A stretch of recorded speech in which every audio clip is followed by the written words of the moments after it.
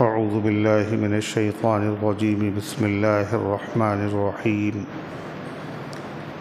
قد افلح المؤمنون الذین هم فی صلاتهم خاشعون والذین هم عن اللغو معرضون والذین هم للزکاة فاعلون والذین هم لفروجهم حافظون إلا على أزواجهم أو ما ملكت أيمانهم فإنهم غير ملومين فمن ابتغى وراء ذلك فأولئك هم العادون والذين هم لأماناتهم وعهدهم راعون والذين هم على صلواتهم يحافظون أولئك هم الوارثون الذين يرثون الفردوس هم فيها خالدون صدق اللہ العظیم۔ محترم حضرات، سامعین کرام، حاضرین مسجد، عزیزوں اور بزرگوں اور باوقار ماں اور بہنوں، آج رمضان المبارک کی 16 تاریخ ہے۔ یہ دوسرا عشرہ ہے جو بڑی تیزی کے ساتھ گزرتا جا رہا ہے۔ اللہ تبارک و تعالی ان بقیہ ایام کی، لمحات کی، راتوں کی قدر کرنے کی توفیق عطا فرمائے اور اپنی مرضیات کے مطابق اللہ ہم سب کو عبادت کرنے کی توفیق عطا فرمائے اور عبادت کو آسان فرمائے اور اپنی رحمت سے اس کو شرف قبولیت عطا فرمائے۔ رمضان کی بزرگی اور رمضان کی فضیلت کی بنیاد قرآن کا نازل ہونا ہے۔ رمضان کو یہ عزت، یہ وقار، یہ بلندی، یہ بزرگی کیوں ملی؟ قرآن کی وجہ سے۔ شہر رمضان الذی انزل فیہ القرآن، یہ رمضان کا وہ مہینہ ہے جس میں قرآن اتارا گیا۔ قرآن عظمت والی کتاب، جس مہینے کو اس کے اتارنے کے لیے منتخب کیا گیا وہ بھی عظمت والا مہینہ۔ دوسرا مطلب ہم نے کیا بتایا تھا؟ یہ وہ مہینہ ہے جس کے بارے میں قرآن نازل ہوا، یعنی سال کے 12 مہینوں میں سے کسی مہینے کا نام اور فضیلت قرآن میں صاف صاف بیان نہیں کی گئی۔ قرآن کا نام باقاعدہ لیا گیا، قرآن میں رمضان کا اللہ نے نام لیا ہے۔ تو بہر صورت رمضان کی فضیلت کی بنیاد قرآن ہے۔ یہ رمضان کا مہینہ سب سے اعلیٰ، تو اس کی سب سے اعلیٰ عبادت بھی کیا ہے؟ قرآن۔ زیادہ سے زیادہ تلاوت ہو۔ فرمایا اعظم عبادتی امتی تلاوت القرآن، میری امت کی سب سے بڑی عبادت قرآن کی تلاوت ہے۔ اس لیے قرآن پاک جس عبادت کا جز ہے وہ عبادت تمام عبادتوں میں سب سے افضل ہے۔ کون سی عبادت کا جز ہے قرآن؟ بولو بھائی، افسور ہیں بیٹھے۔ ارے حج میں اگر قرآن کی تلاوت نہ ہو تو حج ادا ہو جائے گا۔ زکوٰۃ دینے میں قرآن کی تلاوت کی ضرورت نہیں ہے۔ روزے کے فرائض میں قرآن کی تلاوت نہیں ہے، لیکن نماز، اس کے فرائض، اس کے ارکان، اس کی ضروری چیزوں میں سے ایک جز اس کا کیا ہے؟ قرآن کی تلاوت ہے۔ فَاقْرَؤُوا مَا تَيَسَّرَ مِنَ الْقُرْآنِ، پڑھو قرآن میں سے جو آسان ہو۔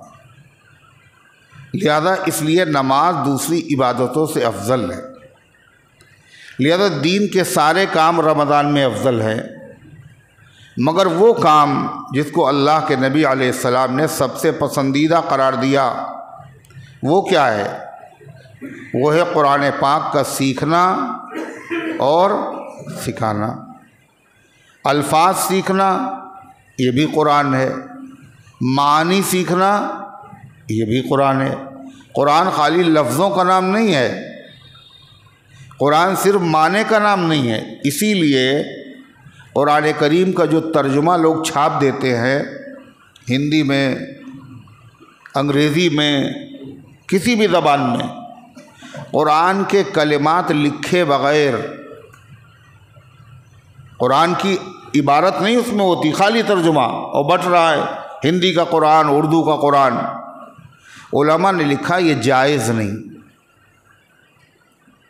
قرآن کا صرف ترجمہ بغیر اس کی آیات کے لکھے ہوئے جائز نہیں، وہ قرآن ہے ہی نہیں۔ قرآن نام کا ہے الفاظ اور معنی دونوں کا ہے۔ آپ نے خالی معنی لکھیں، اور جب لفظ نہیں لکھے ہوں گے تو معنی میں کوئی آدمی بھی گھوٹالہ کر سکتا ہے۔ ترجمہ کچھ کر دیا، اب سامنے قرآن کی آیت تو ہے ہی نہیں۔ تو اس لیے بڑی حفاظت، اللہ کا یہ غیبی نظام ہے، قرآن کی ہم نے حفاظت کی اور ہم نے نازل کیا، ہم ہی حفاظت کریں۔ تو غرضے کہ صرف معنی کا نام قرآن نہیں ہے۔ اگر ترجمہ ہم نماز میں پڑھ دیں سورہ فاتحہ کا، ہے نا، سورہ فاتحہ نہ پڑھیں، خالی ترجمہ پڑھ دیں، تمام تعریفیں اس اللہ کے لیے ہے جو عالموں کا پالن ہار ہے، نماز ہو جائے گی؟ کیوں نہیں ہوگی؟ آپ نے قرآن تھوڑی پڑھا ہے، آپ نے تو خالی ترجمہ پڑھا ہے۔ تو قرآن الفاظ اور معنی دونوں کا نام ہے۔ الفاظ کا سکھانا اور سیکھنا یہ بھی قرآن ہے، اور معنی کا سیکھنا اور سکھانا یہ بھی قرآن ہے۔ اللہ کے نبی صلی اللہ علیہ وسلم نے صحابہ کو قرآن کے کلمات بھی سکھائے،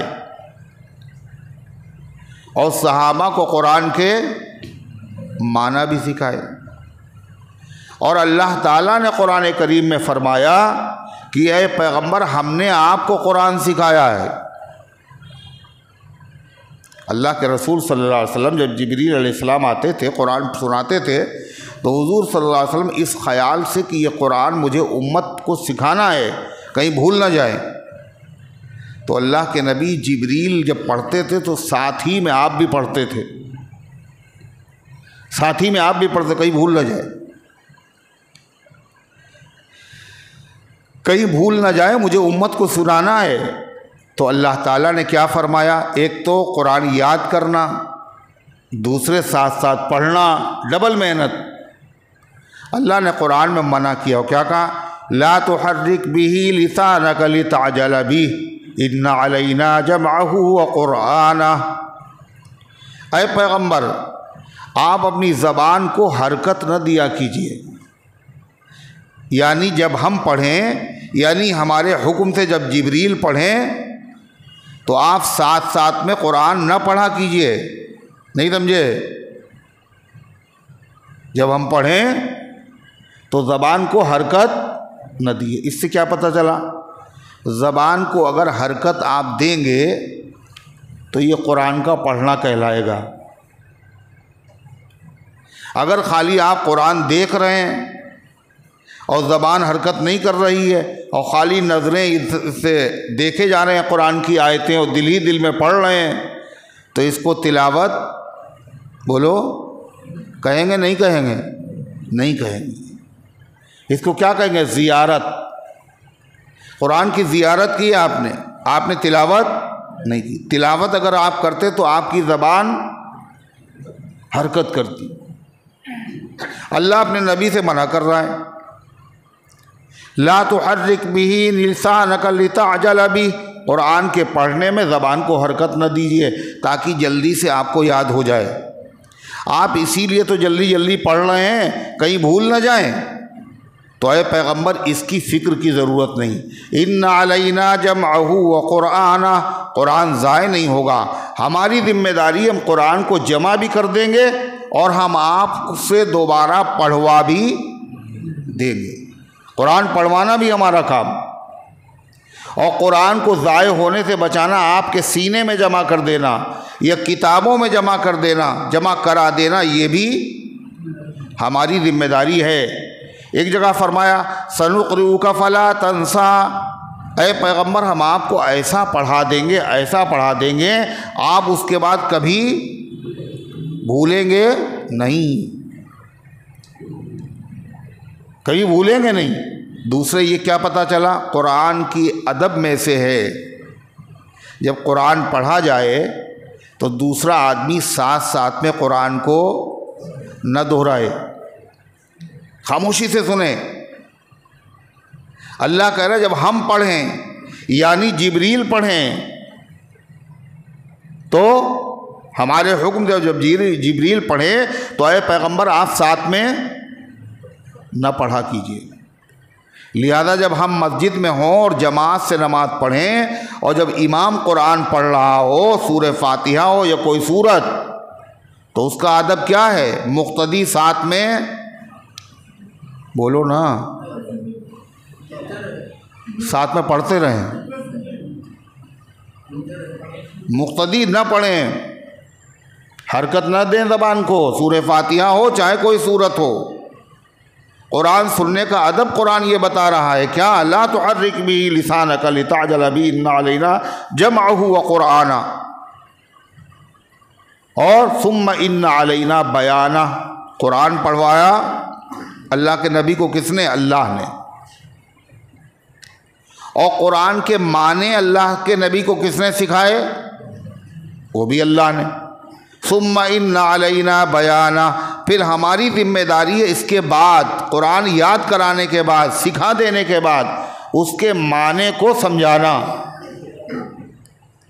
معنی بھی اللہ نے سمجھائے، پڑھنا بھی قرآن کا اللہ تعالی نے سکھایا۔ اسی لیے قرآن کی تلاوت پڑھنے کو کیا کہتے ہیں؟ تلاوت۔ کیا کہتے ہیں؟ تلاوت۔ کیوں کہتے ہیں تلاوت؟ تلاوت کے معنی ہیں پیچھے پیچھے چلنا۔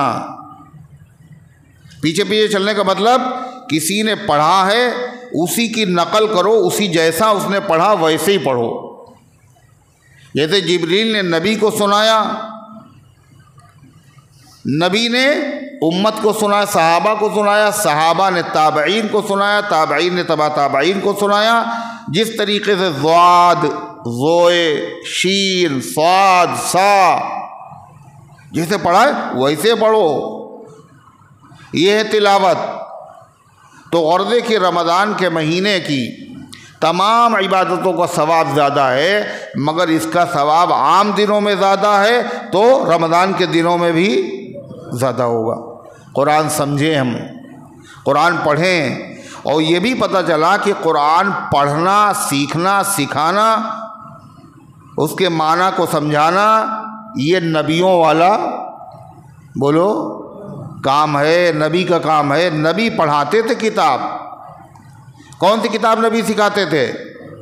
یعلمہم الکتاب والحکمہ، نبی اس لیے آئے تاکہ کتاب کی تعلیم دے، اور کتاب کون سی ہے؟ وہ قرآن۔ صحابہ کو تعلیم دیتے تھے۔ یہ ہمارا درس قرآن، یہ دنیا میں جتنے بھی درس قرآن کے حلقے ہیں یہ سب نقل اسی کی ہیں۔ نبی سکھاتے تھے، صحابہ سیکھتے تھے، اور یہ اللہ تعالیٰ چاہتا بھی یہی ہے، اس لیے کہ دوسرے عمل پر وہ ثواب کا وعدہ نہیں ہے جو قرآن سیکھنے اور سکھانے پہ وعدہ ہے۔ خیرکم من تعلم القرآن وعلمہ، تم میں کا اچھا آدمی جو قرآن سیکھنے والا بن جائے یا سکھانے والا بن جائے۔ اگر سکھا نہیں سکتا تو کم سے کم سیکھنے والا بن جائے۔ اچھا ایک مرتبہ تو سیکھ لیا ہم نے، اب دوبارہ کل پھر سیکھو۔ ایک مرتبہ قرآن ختم ہو گیا تراویح میں، اب اگلے سال دوسرا قرآن تراویح میں پڑھا جائے گا نا۔ کتنے سال سے پڑھا جا رہا ہے؟ بولو 1445 ہجری ہوئے ہیں، اور قرآن کا نزول اس سے پہلے سے شروع ہوا، 13 سال مکے میں۔ اتنے زمانے سے قرآن پڑھا جا رہا ہے، مگر قرآن کبھی پرانا لگتا ہے؟ بولو کبھی نہیں لگتا۔ لا یخلق عن کثرت الرد، یہ پرانا نہیں ہوگا چاہے جتنے مرتبہ پڑھا جائے، اس سے بندے کا دل نہیں بھرے گا چاہے جتنا قرآن پڑھا جائے۔ جیسے پانی سے آدمی کا دل نہیں بھرتا ہے نا، پانی اللہ کتنی بڑی نعمت، افطار کے وقت میں پیاس لگ رہی ہو زبردست، گرمی کا موسم ہو، ساری نعمتیں رکھی ہوئی ہیں، مگر سب سے افضل و پسندیدہ نعمت کیا ہے؟ پانی ہے صاحب۔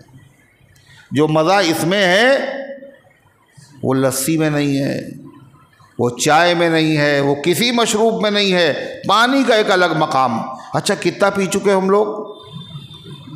4-5 لیٹر، 20 لیٹر، 25 لیٹر پیا ہوگا اب تک، ہیں ڈرموں پی چکے، اور ابھی اور کتنا پیئیں گے؟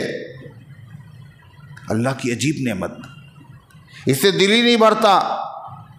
ایسے قرآن اللہ کی وہ نعمت ہے جس سے کبھی دل نہیں بھرتا، اور اگر دل اکتانے لگے اس کا مطلب کیا ہے معلوم؟ مومن کا دل قرآن سے اکتاتا نہیں۔ اگر اکتاہٹ محسوس ہو رہی ہے ہمیں، اس کا مطلب ہمارا دل بیمار ہے، ہمارا دل مریض ہے، بہت اعلیٰ درجے کا شمامہ ہے، بہت اعلیٰ درجے کا شمامہ ہے، عود ہے، مشک ہے، مگر آپ کو خوشبو نہیں لگ رہی، اور سب کو خوشبو آ رہی، آپ کو نہیں لگ رہی۔ اس کا مطلب کیا ہے؟ آپ نزلے کے مریض ہیں۔ شمامے میں کمی نہیں ہے، آپ کی ناک میں کمی ہے، قوت شامہ، سونگنے کی قوت خراب ہو گئی ہے۔ ورنہ قرآن میں جو مزہ ہے دنیا اور کائنات کی کسی چیز میں مزہ نہیں۔ کیوں؟ یہ اللہ کا کلام ہے، یہ اللہ کی کتاب ہے، یہ عرش سے، فرش سے، یہ کرسی سے، آسمان سے، زمین سے، دنیا کی ہر کائنات کی ہر نعمت سے بڑی نعمت ہے۔ ایک بزرگ تھے، بہت بڑے بزرگ اللہ والے، حضرت مولانا فضل الرحمان گنج مراد آبادی رحمۃ اللہ علیہ۔ وہ کیا کہتے تھے؟ جب میں جنت میں جاؤں گا اور جب حوریں آئیں گی میرے سامنے تو ہم ان سے کہیں گے بیویوں بیٹھ جاؤ، قرآن سنو۔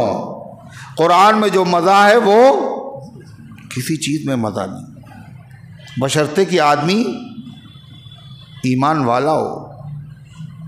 وَإِذَا تُلِيَتْ عَلَيْهِمْ آيَاتُهُ زَادَتْهُمْ ایمانا، اللہ کا جو قرآن کی آیتیں پڑھی جاتی ہیں تو ایمان والوں کا ایمان بڑھ جاتا ہے، پاور بڑھ جاتا ہے۔ قرآن سننے سے اللہ کی رحمت و برکت بڑھتی ہے؟ نہیں، قرآن کو اگر ہم آنکھوں سے دیکھتے ہیں تو ہماری آنکھوں کی روشنی بڑھ جاتی ہے۔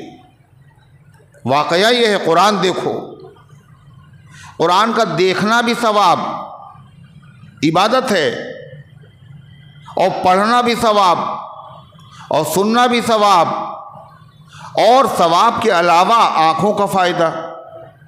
کانوں سے اگر آواز جائے گی تو کانوں کی بیماریاں ختم ہو جائیں گی، اور دل سے جب ہم اس کو سمجھیں گے تو دل کی بیماریاں بھی ختم ہو جائیں گی۔ شفاء لما فی الصدور، یہ سینے کی دھڑکنوں، سینے کی بیماریوں کا علاج۔ سینے کی بیماری خالی ہارٹ اٹیک ہی نہیں ہے، بہت سی بیماریاں ہیں، تو جسمانی بیماری بلاکج ہے خالی یہ نہیں ہے، ریا ہے، لالچ ہے، کسی دوسرے سے حسد ہے، جلن ہے، تکبر ہے، یہ سب بیماریاں ہیں دل کی، بڑے خطرناک روگ ہیں۔ اگر رائی کے دانے کے برابر بھی اگر تکبر ہوگا جنت میں نہیں جائے گا۔ یہ تکبر مٹے گا کیسے؟ کا قرآن سے، ہر مرد کی دوا ہے۔ تو اللہ تبارک و تعالی ہم سب کو اس کی قدر کرنے کی توفیق عطا فرمائے، خالی رمضان میں نہیں، پوری زندگی۔ رمضان خاص مہینہ ہے، رمضان میں خاص عبادت ہے جس میں پورا قرآن سننے کو ملتا ہے اور پورا قرآن پڑھنے کو ملتا ہے۔ وہ کون سی عبادت ہے؟ کون سی ہے؟ نہیں بتا پا رہے ہوتے. رمضان میں ایک عبادت ایسی ہے جس میں پورا قرآن پڑھا جاتا ہے اور پورا قرآن سنا جاتا ہے. کیا ہے وہ؟ تراویح کی نماز. لیکن تراویح جب ختم ہوتی، قرآن مکمل ہو جاتا ہے، جب یہاں مکمل ہو گیا نا، اس مسجد میں مکمل ہو گیا نا، جب قرآن مکمل ہوتا ہے تو حافظ جی جو ہے آخری رکعت میں 19ویں رکعت میں آخر تک پڑھ دیتے ہیں قل اعوذ برب الناس تک، ہے نا، اور 20ویں رکعت میں پھر سے شروع کر دیتے ہیں. کہاں تک؟ الف لام میم سے مفلحون تک. یہ نبی کی تعلیم ہے، ایسا کرو. کیوں کریں؟ کہا قرآن پاک ختم ہوا پھر شروع ہوا. قرآن ختم کرنے کی چیز نہیں ہے، زندگی ختم کرنے کی چیز ہے. کاہے میں؟ قرآن کے پڑھنے میں. ابھی ختم ہوا پھر شروع ہو گیا، پھر ختم ہوا پھر شروع ہو گیا. زندگی اسی میں ختم ہو جائے. قرآن ختم کرنے کی چیز نہیں ہے، زندگی قرآن کی قرات میں ختم کرنے کی چیز ہے. نہیں سمجھ میں آئی بات؟ ارے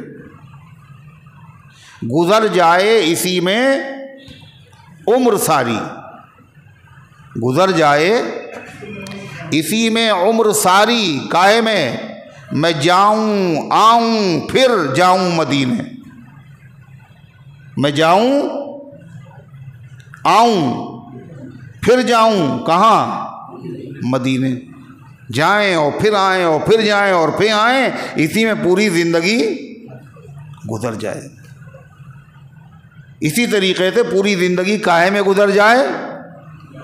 شاعر کہہ رہا پوری زندگی مدینے آنے جانے میں گزر جائے. ایسا نظام بن جائے. ایک کہتا ہے، دوسرا کہتا ہے یا رب مجھے وہ قوت پرواز کر عطا. پرواز مانے اڑان. یا رب مجھے وہ قوت پرواز کر عطا، مکے میں ہو سحر تو مدینے میں شام ہو. سویرے مکے میں اور شام کو مدینے میں روز پہنچے. ہے یہ ہے مدینے کا معاملہ. کیوں؟ مدینے میں وہ ہستی ہے، وہ شخصیت ہے، وہ ذات گرامی ہے جس پر قرآن نازل ہوا ہے. یہی مزہ قرآن میں بھی ہے. میں پڑھوں اور ختم کروں اور پھر شروع کروں اور پھر ختم کروں پھر شروع کروں، پھر ختم کروں پھر شروع کروں، اور اسی میں زندگی گزر جائے. اس سے اچھا کوئی مشغلہ نہیں ہے. خود نبی کریم صلی اللہ علیہ وسلم سے اللہ نے کہا اتلو ما اوحی الیک، اے میرے محبوب جو قرآن آپ پر پڑھا گیا، سنایا گیا، وحی کے ذریعے بھیجا گیا، اس کی تلاوت کیا کیجئے. کس سے کہہ رہا ہے؟ خدا. نبی سے کہہ رہا تلاوت کیا کیجئے. اور خوب تلاوت کرتے تھے آپ. اور رمضان کے مہینے میں آپ کی تلاوت کتنی ہوتی تھی؟ ڈبل.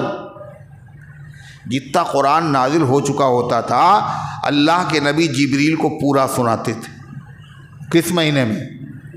رمضان. اور جبریل حضور کو سناتے تھے. حافظ لوگ جب رمضان میں قرآن سناتے ہیں تراویح میں، تو اس سے پہلے ایک حافظ دوسرے کو سناتا ہے اور دوسرا اس کو سنا دے. اس کو کہتے دور کرنا، قرآن کا دور کرنا. یہ بھی سنت ہے. اور یہ سنت کسے حاصل ہے؟ اہل سنت و جماعت کو حاصل ہے. جو اہل سنت و جماعت نہیں، ان کے وہاں نہ قرآن ہے، نہ سنت ہے، نہ قرآن کا دور ہے، نہ تراویح ہے. ارے ہے کیسا خدا نے محروم کر دیا ہے.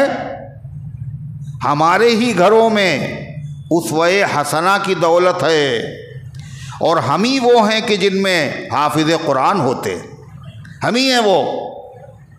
یہ اللہ کا بہت بڑا کرم ہے، فضل ہے، شان امتیاز ہے. اللہ نے محروم کر دیا. اللہ نے نبی کے غلاموں کو، اگر یہ حق پر نہیں تھے تو ان کو قرآن کیوں دیا؟ دشمنوں کو فکر ہے، اور فکر ہونی چاہیے.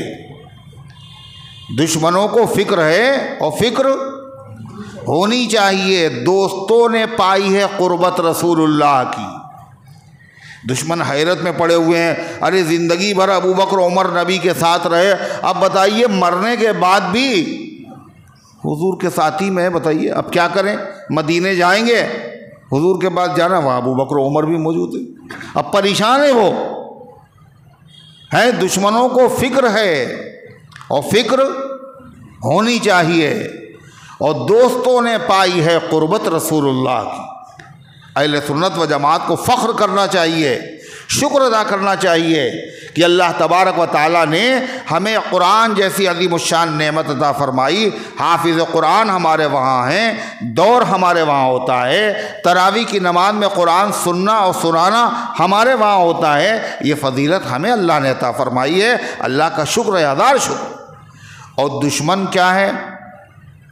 محروم ہے، ساری دنیا دیکھ رہی ہے یہ کیسے مسلمان، ساری دنیا سے الگ، ساری دنیا کی مسجدیں بارہونہ رمضان آتے ہی، مگر ان کی مسجد میں پتہ نہیں، کچھ پتہ ہی نہیں چل رہا ہے، نہ تراویح نہ نماز، کچھ نہیں۔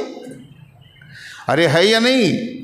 اسی لیے حضرت علی نے بڑی عجیب بات کہی، اور کیا کہا؟ جن جن مسجدوں میں تراویح ہوتی ہے وہ ہماری مسجدیں ہیں، اور جہاں تراویح نہیں ہوتی وہ ہماری مسجدیں نہیں ہیں، چاہے نام کوئی کتنا بھی لیتا رہے کہ ہم علی والے ہیں، علی ہمارے ہیں، علی علی علی علی، چاہے جتنا میرا نام لے، مسجدیں جو ہیں وہی ہماری ہیں۔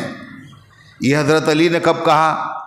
حضرت علی نے دیکھا مسجد میں تراویح ہو رہی، اب بڑی رونق ہے مسجدوں میں، تو حضرت علی نے کہا، حضرت عمر ان کو یاد آئے، اور حضرت علی نے کہا اللہم نور قبر عمر کما نور مساجدنا، اے اللہ عمر کی قبر کو نور سے بھر دے جیسے انہوں نے ہماری مسجدوں کو نورانی بنا دیا۔ دو باتیں ہیں، ایک تو حضرت علی نے حضرت عمر کو دعا دی، بد دعا کس نے دی؟ ارے کس نے دی؟ حضرت علی نے کس کو دی؟ آپ سوچ رہے ہیں حضرت علی نے کیا دیا؟ کس کو دی؟ حضرت عمر کو۔ معلوم یہ ہوا حضرت عمر کو دعا دینا، حضرت علی حضرت عمر کے لیے دعا کرنا، دعائے رحمت کرنا، یہ علی کا طریقہ ہے اور علی والوں کا طریقہ ہے، نہیں سمجھے؟ عمر رضی اللہ عنہ کون کہتا ہے؟ یہ دعائیں ہیں جو سلام پڑھ رہے ہیں جا کے حضرت صدیق اکبر فاروق اعظم کی جالی کے پاس، یہ کون ہیں؟ یہ سب علی والے، یہ علی کا اور علی والوں کا طریقہ ہے۔ دعا دی حضرت علی نے، اور جو برا بھلا کہے حضرت عمر کو، وہ نہ علی کا طریقہ ہے نہ علی والوں کا طریقہ، وہ علی والا نہیں ہے۔ حضرت علی بھی کیسے آدمی تھے، کیسے فیصلے اللہ نے ان کی زبان سے بولو کرا دی، دعائیں دے دی، اور تم بد دعا کرتے رہو، دنیا سمجھ جائے گی دعا دینے والے علی والے ہیں اور بد دعا دینے والے علی والے نہیں، علی کے دشمن ہیں۔ جو عمر کا دشمن وہ علی کا بھی دشمن ہے، جو عمر کا نہیں ہو سکتا وہ علی کا بھی نہیں ہو سکتا۔ ایک بات، دوسرا حضرت علی نے کیا کام کیا؟ حضرت علی نے کہا اے اللہ عمر کی قبر کو نور سے بھر دے جس طرح انہوں نے ہماری مسجدوں کو نورانی بنا دیا۔ ہماری کہا حضرت علی نے، اور نورانی بنانے کا مطلب کیا ہے؟ تراویح کی جماعت، تراویح کی جماعت حضرت عمر نے شروع کرائی تھی نا، ایک امام کے پیچھے صحابہ کو جمع کیا تھا، 3 دن اللہ کے نبی نے صحابہ کو جماعت سے نماز پڑھائی تھی، اور بعد میں آپ نے اس خیال سے کہیں فرض نہ ہو جائے آپ نے نماز نہیں پڑھائی، مگر صحابہ الگ الگ تراویح کی نماز پڑھتے تھے۔ حضرت عمر نے کہا فرض تو ہوگی نہیں، یا تو ایک امام کے پیچھے پڑھو۔ مسجد نبوی میں، حرم مکی میں 20 رکعت تراویح، قرآن اللہ کا اچھا کلام، اور تراویح پڑھانے والا بھی اچھا ہونا چاہیے۔ تو کس کو امام بنایا؟ اللہ کے نبی نے جس کو سب سے اچھا قاری کہا، کس کو کہا حضور نے سب سے اچھا قاری، سب سے بڑا قاری؟ اقرأہم ابی ابن کعب، ان میں سب سے بڑے قاری حضرت ابی ابن کعب رضی اللہ عنہ ہیں، اور کتنی رکعتیں پڑھائیں؟ 20، اور 3 رکعتیں وتر کی، اور سارے صحابہ نے پڑھی۔ نبی کے پیچھے 3 دن 3 راتیں جو صحابہ نے جماعت سے نماز پڑھی تھی، صحابہ کو یہ تو یاد ہے نبی نے تراویح کی نماز کتنے دن جماعت سے پڑھائی؟ 3 راتیں نا، مگر صحابہ یہ بھول گئے کہ 3 دن پڑھائی تو تھی مگر 8 پڑھائی تھیں، یا یہ صحابہ بھول جائیں گے؟ جیسے وہ یاد ہے ویسے یہ یاد ہے۔ اس لیے صحابہ کرام نے حضرت فاروق اعظم اس زمانے سے لے کر کے آج تک 20 رکعت ہوئی، امت کا اجماع، تمام صحابہ کا اجماع۔ علامہ ابن تیمیہ کہتے ہیں کہ تمام مہاجر انصار صحابہ کے درمیان میں حضرت عمر نے فیصلہ کیا تھا، اور کسی صحابی نے انکار نہیں کیا، اجماع ہے۔ علامہ ابن تیمیہ کہہ رہے ہیں 8 رکعت کی بات انگریزوں کے زمانے سے پہلے کسی آدمی کی زبان سے نکلی ہی نہیں، کسی مسجد میں پڑھی ہی نہیں گئی انگریزوں کے زمانے سے پہلے، سمجھ لیجیے آپ۔ تو باہر صورت بات کہاں پہنچی؟ میں عرض یہ کر رہا تھا کہ جو رمضان میں ہر نیک کام کا ثواب زیادہ ہے، عام دنوں میں بھی قرآن پڑھنے کا ثواب زیادہ ہے۔ میری امت کی سب سے بڑی عبادت قرآن کی تلاوت ہے، قرآن کو سیکھنا اور سکھانا سب سے افضل کام ہے۔ رمضان میں اس کا ثواب کم ہو جائے گا نا؟ بولو، بڑھ جائے گا۔ حضور صلی اللہ علیہ وسلم نے عجیب بات کہی، معلوم کیا کہا؟ خیارکم فی الجاہلیت خیارکم فی الاسلام۔ حضور نے کہا تم میں سے جو لوگ زمانے جاہلیت میں اچھے تھے، جب انہوں نے اسلام قبول کیا تو ان کی اچھائی گھٹے گی نہیں، اسلام قبول کرنے سے ان کی اچھائی اور بڑھے گی۔ نہیں سمجھے؟ کفر کے زمانے میں جو لوگ عرب میں اچھے سمجھے جاتے، اچھے کا مطلب سردار، شرافت والے، فضیلت والے، کمال والے، کفر کے زمانے میں سمجھا جاتے تھے، جب وہ اسلام قبول کر لیں گے تو ایسا نہیں ان کا درجہ گھٹ جائے، اسلام قبول کرنے میں ان کا درجہ بھی کیا ہوگا؟ اور بڑھ جائے گا۔ جب عام دنوں میں قرآن پڑھنا اور سیکھنا بہت ثواب کا کام ہے، تو رمضان کے مہینے میں اس کا ثواب گھٹے گا نہیں بلکہ بولو اور بڑھے گا۔ اللہ تبارک و تعالی جس پہ کرم کرتا ہے اسی کو توفیق دیتا ہے افضل کام کرنے کی، اس میں شامل ہونے کی۔ اللہ تعالی ہم سب کی حاضری کو قبول فرمائے، اور اللہ تعالی ہم سب کے لیے اس کو ذخیرہ آخرت بنائے، اور اللہ اس کو رفع درجات کا ذریعہ بنائے۔ تو باہر صورت میں نے جو قرآن کریم کی یہ آیتیں پڑھی، یہ خاص طور سے وہ آیتیں ہیں کہ حضرت عمر رضی اللہ عنہ فرماتے ہیں اللہ کے نبی کی مجلس میں بیٹھے ہوئے تھے اور ارادہ تھا کہ اب گھر جائیں۔ اتنی دیر میں اللہ کے نبی صلی اللہ علیہ وسلم کے اوپر وہ کیفیت طاری ہوئی جو وحی کے نازل ہونے کے وقت طاری ہوتی تھی۔ حضور کا ایک خاص حال ہوتا تھا جب قرآن نازل ہوتا تھا، اور ایسا لگتا تھا جیسے شہد کی مکھیاں بھنبھنا رہی، شہد کی مکھیوں کو آواز ہوتی، ایسی آواز آنے لگتی تھی۔ ایسی آواز جب شروع ہوئی تو ہم لوگ جانا چاہتے تھے آپ کی مجلس سے، لیکن ہم لوگوں نے ارادہ کیا کیا؟ جانا چاہتے تھے آپ کی مجلس سے، پھر ہم لوگوں نے کیا کیا؟ ارادہ کاہے کا؟ جانے کا بلکہ نہ جانے کا کیا، یعنی ارادہ پہلے جانے کا تھا، اب نہ جانے کا ہے، تو ارادے کو ہم لوگوں نے اپنے بدل دیا۔ پہلے جانے کا ارادہ تھا، اب نہ جانے کا ارادہ۔ کیوں؟ لگ رہا ہے اللہ کے نبی پر تازہ وحی نازل ہو رہی، اللہ کا کون سا تازہ حکم آیا ہے، اب اس کو ہم سن کے جائیں گے۔ صحابہ تو تیار رہتے تھے ہر وقت، نماز تو پڑھتے ہی ہیں، دیکھیں اللہ کا نیا حکم کیا آیا ہے، سن لیں، اس پر بھی عمل کریں گے۔ یہ تھا جذبہ صحابہ کا. اور ہم لوگوں کا معاملہ کیا ہے؟ تراویح کل رمضان میں تراویح پڑھ رہے ہیں. اب تراویح میں 20 رکعت پڑھ ہی رہے ہیں, اب اس کے بعد تہجد بھی پڑھیں, ارے تو زیادہ ہو جائے گا. عام دنوں میں تہجد پڑھ رہے تھے, اب تراویح بھی پڑھے, تہجد بھی پڑھیں.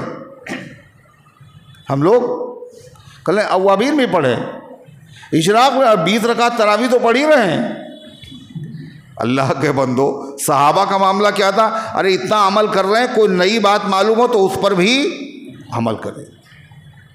قرآن کہتا ہے یکاد زیتها, قریب ہے کہ اس کا جو تیل ہے, تیل یکاد زیتها ان یضیء, وہ تیل جو زیتون کے ایک تیل خدا نے بتایا ہے قرآن میں ایک جگہ پر, ایسا ہے کہ ایسا لگتا ہے کہ وہ خود ہی جل پڑے گا. وَلَوْ لَمْ تَمْسَسْهُ النَّارُ, اگرچہ اس میں آگ نہ لگائی جائے لیکن اتنا لائق و فائق ہے, ایسا لگتا خود ہی جل پڑے گا. صحابہ کا حال یہ تھا, وہ تو جلنے کے لیے تیار تھے, عمل کرنے کے لیے تیار تھے, بس حکم اللہ کا سن لیں, نبی کا حکم اشارہ پالیں, اس کے بعد یہ بھی شروع کر دیں. صحابہ کا معاملہ تو عجیب و غریب تھا. وہ لوگ تو ان کو تو منع کرنا پڑتا تھا. کیا کرنا پڑتا تھا؟ منع کرنا. ارے تم لوگ یہ کام نہ کرو, ہر بات کرتے تھے. حضور صلی اللہ علیہ وسلم جو روزے رکھتے تھے تو کیسے رکھتے تھے معلوم؟ صوم وصال. صوم وصال کا مطلب کیا ہوتا ہے؟ روزے کو روزے سے ملا دینا. روزہ روزے سے ملے گا کیسے؟ بیچ میں روزہ نہیں کھولیں گے, پھر دوسرا روزہ شروع ہو گیا, نہ کھایا نہ پیا نہ سحری نہ افطاری, پھر دوسرا روزہ شروع ہو, پھر تیسرا روزہ شروع ہو گیا, پھر چوتھا روزہ شروع ہو گیا. اللہ کے نبی ایسے روزے رکھتے تھے. تو صحابہ نے کہا حضور ایسے رکھتے ہیں تو ہم بھی رکھیں گے. اب صحابہ نے بھی رکھنا شروع کیے. اللہ کے نبی نے دیکھا میں تو کمزوری, تو آپ نے منع کر دیا, تم لوگ اس طرح روزے نہ رکھا کرو بغیر افطاری کے. حضور آپ تو رکھتے ہیں. آپ نے فرمایا ایکم مثلی, تم میں سے کون میری برابری کر سکتا ہے؟ مجھے تو میرا مالک کھلا دیتا ہے اور پلا دیتا ہے. اللہ نے جو مجھے طاقت عطا فرمائی وہ تمہارے اندر. شفقتاً منع کر دیا حضور. اور یہاں تو بغیر منع کیے ہوئے ہی جیسے قرآن مکمل ہو گیا, اب تراویح چھوڑ دی انہوں نے. بتائیے, تراویح چھوڑ دیا ہے, ایسا ہی نہیں ہے. تو صحابہ کا حضرت عمر کہتے ہیں وحی کو جو نازل ہونے کی کیفیت شروع ہوئی تو ہم لوگوں نے کیا ارادہ کیا, اچھا آپ سن لیں اللہ کا تازہ حکم کیا آیا, اس کے بعد جائیں گے. وحی کی جب کیفیت ختم ہوئی تو اللہ کے نبی نے یہی آیتیں پڑھی. کون سی؟ جو میں نے آپ کو پڑھ کر سنائی, 10 آیتیں. اور آپ نے کہا ابھی جبریل ایسی آیتیں لے کر کے آئے ہیں کہ جو ان پر عمل کر لے گا وہ سیدھا, زبیر بتائیں کہاں جائے گا؟ سیدھا, ارے نخاس, سیدھا جنت میں چلا جائے گا. وہ 10 آیتیں یہی ہیں. حضرت عائشہ صدیقہ رضی اللہ عنہا کے پاس ایک صاحب آئے, کہے ام المومنین یہ بتائیے نبی کی سیرت کیا تھی؟ ہم نے تو دیکھا نہیں. تو عائشہ صدیقہ رضی اللہ عنہ سے پوچھا, اور اس سے پوچھنا چاہیے جو سب سے زیادہ جانکار ہو. اللہ قرآن میں کہتا ہے, وہ کہتے رحمان کیا ہے؟ رحمان کو اگر جاننا ہے فاسأل بہ خبیرا, تو رحمان کے بارے میں کسی باخبر آدمی سے پوچھو جو رحمان کی شان اور عظمت کو جانتا ہو. تو نبی کی سیرت اور نبی کی صورت سب سے زیادہ کون جانتا ہوگا؟ جس نے نبی کو سب سے قریب سے دیکھا ہو. نبی کو سب سے قریب سے کس نے دیکھا؟ نبی کی ازواج مطہرات نے, بیویوں نے. اور ان بیویوں میں سب سے زیادہ جس نے قریب سے دیکھا, قریب سے دیکھنے کا مطلب کیا ہے؟ نبی کی ہر بات جس نے کیچ کر لی ہو. تمام نبی کی بیویوں میں سب سے زیادہ یہ صفت کس میں پائی جاتی ہے؟ حضرت عائشہ صدیقہ رضی اللہ عنہ. کیوں بھائی؟ حضور نے اتنے نکاح کیوں کیے؟ اور ساری بیوہ عورتوں سے ایک عائشہ صدیقہ ایسی ہیں جو بیوہ نہیں ہیں، جن کی عمر کم ہے، کیوں کیا نکاح نبی نے؟ نبی کے نکاح کرنے کا مقصد یہ تھا کہ نبی کی جو زندگی ہے، باہر کی زندگی یہ بھی دین ہے، اور گھر کے اندر کی زندگی بھی دین ہے۔ باہر کی زندگی صحابہ بتائیں گے، اور گھر کے اندر کی زندگی بیویاں بتائیں گی۔ بیویاں، کچھ ایسے مسئلے ہوتے ہیں جو عورتیں ہی عورتوں کو سمجھا سکتی ہیں، ارے ہے یا نہیں؟ پھر جب کسی کو سمجھایا جائے، کچھ پڑھایا جائے، تو ایسا آدمی بڑی عمر کا لایا جائے تاکہ وہ اچھی طریقے سے یاد کر لے۔ بولو، بڑی عمر والے کا حافظہ اور یادداشت اور میموری کیسی ہوتی ہے؟ تیز ہوتی ہے، زیادہ ہوتی ہے، کم ہوتی ہے؟ بڑی عمر والے کی تیز ہوتی نا، اور تو اور کیا کہہ رہے ہیں؟ کم ہوتی نا۔ جتنا کم عمر ہے، جنہوں نے، ہمارے بہت سارے بزرگ ہیں جنہوں نے بڑی عمر میں حافظہ کیا۔ حضرت مولانا امام اہل سنت مولانا عبدالشکور فاروقی رحمۃ اللہ علیہ نے بعد میں حافظہ کیا۔ حضرت مدنی نے جیل میں حافظہ کیا، رمضان کے مہینے میں روزانہ ایک پارہ یاد کیا اور تراویح میں سنایا اپنے استاد کو۔ لیکن زیادہ تر جو لوگ حفظ کرتے ہیں تو سب 60 سال کے ہوتے ہیں۔ کون ہوتا ہے 60 سال کے ہوتے ہیں؟ بچے ہوتے ہیں۔ کیوں بچے کیوں ہوتے ہیں صاحب؟ اتنی بڑی کتاب اور پڑھ رہے ہیں چھوٹے چھوٹے بچے، کیوں؟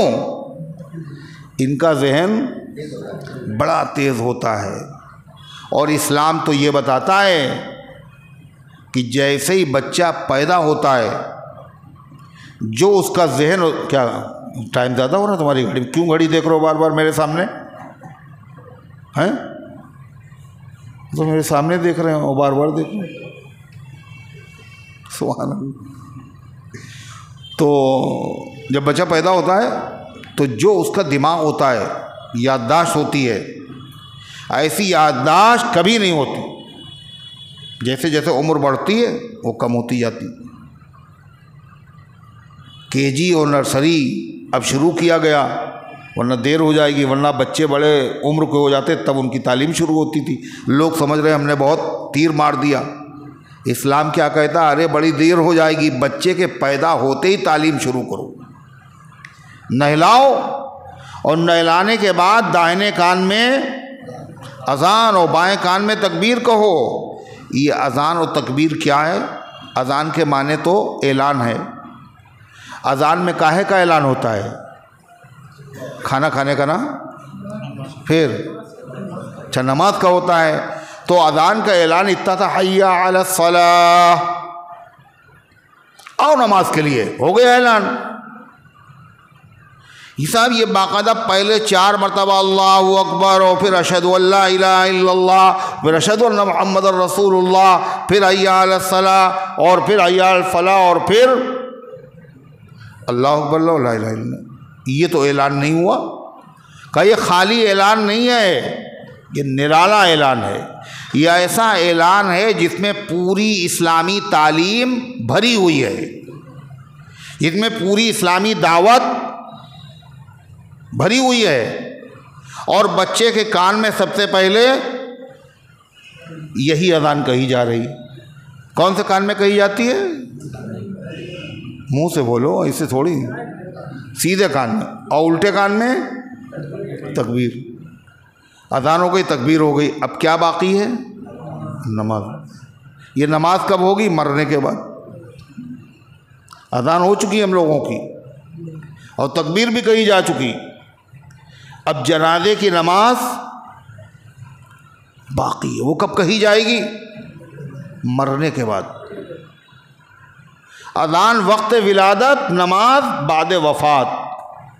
ہر اذان کے بعد نماز ہوتی، ارے ہوتی نہیں ہوتی؟ یہی ایک ایسی اذان ہے جس کے بعد نماز نہیں۔ کہلے ہے اس کی بھی نماز، مگر کب ہے؟ مرنے کے بعد۔